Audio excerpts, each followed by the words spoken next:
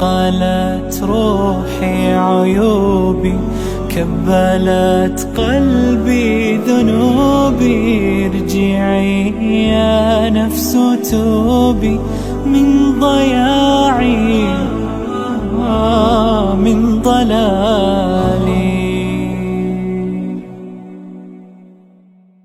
بسم الله الرحمن الرحيم. الحمد لله رب العالمين، والصلاة والسلام الأتمان الأكملان الأنوران الأزهران على سيدنا رسول الله صلى الله عليه وسلم، وبعد.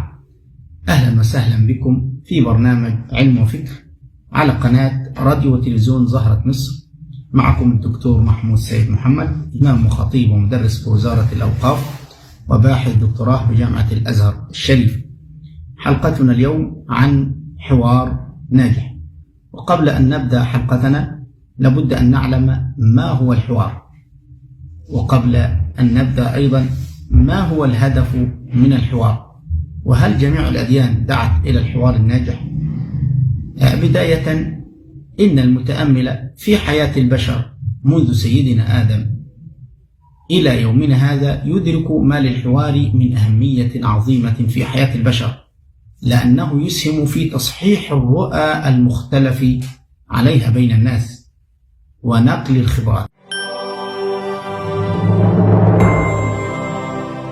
الحوار ببساطة شديدة هو أسلوب يجري بين شخصين أو أكثر، أو حديث يجري بين طرفين، قد تكون مجموعة أو يكون شخصين فأكثر.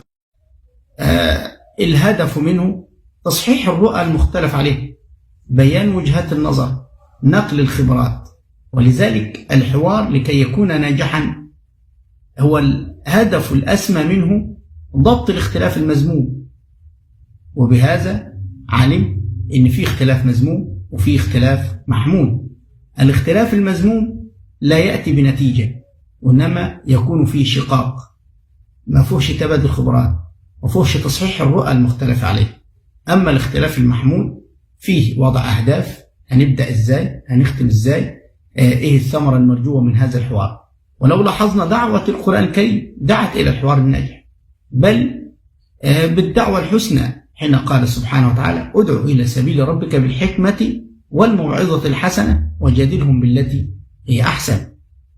وقال أيضا: ولا تجادلوا أهل الكتاب إلا بالتي هي أحسن. وقال أيضا: وقولوا للناس حسنا، وفي قراءة: وقولوا للناس حسنا.